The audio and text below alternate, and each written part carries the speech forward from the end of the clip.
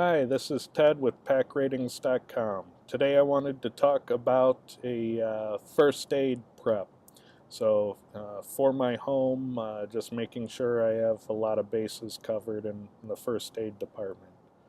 I haven't bought all these things. This is my planning.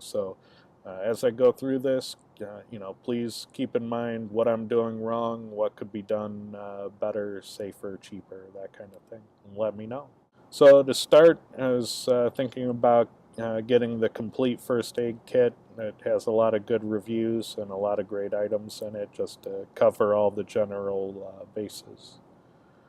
And then, of course, having a reliable thermometer where the battery won't wig out on me. Have a number of digital thermometers at home, and one of the things I always hate is they end up going into Celsius mode without any switch or instructions on how to get it back into Fahrenheit. And in a grid down solution, you don't want to be using your remaining cell phone battery charge to try and Google temperature conversion. So I mean, maybe I should just learn that so I don't need to worry about it. But old school seems to be pretty reliable for thermometers. May want to consider having a stethoscope and some way of measuring blood pressure. These are very useful things to have to determine the severity and seriousness of certain situations. You do need training to do these things correctly, but sometimes just the basics in using these devices could be very helpful. Pen light with the pupil gauge is another good thing, especially if you're worried about having to diagnose various types of things, from poisoning to shock and things of that nature. And most basic first aid manuals will have you check the pupils for various things, and so having a pen light with a pupil gauge could be very handy. Here's another optional one, would require a lot of training to use safely. Probably not something I'll get, but I put it in there as a consideration. Sometimes it's helpful for seeing things like ear infections and stuff like that. Aspirin and ibuprofen, very important stuff, and definitely having allergy medicine too. It's very common. And Imodium, you gotta stop diarrhea right away because you could get dehydrated really quickly.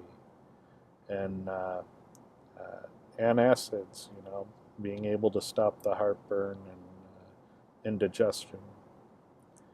And of course, cold and flu management, Gas-X, and vitamins. These are all things that you would want in a grid down scenario. And vitamin C, very important for staying healthy.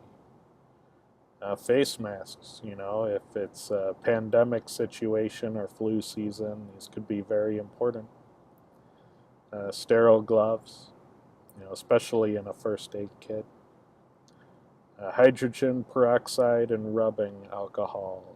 These have a lot of uses, mainly as antiseptic and keeping things sterile. A lot of people say that, for disaster situations, you may want fish antibiotics. Go to a doctor instead. But, if all you're doing is stashing a couple bottles for the end of the world, well, there's no harm in that. Just go to a doctor instead. And then, of course, everyone probably forgets that you need to be careful about lost fillings and loose caps and things like that. So make sure you have a dental first aid kit as well.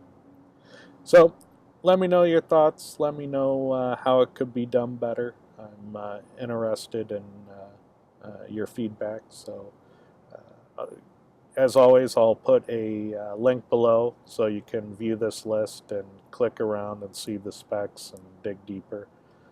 Thanks again.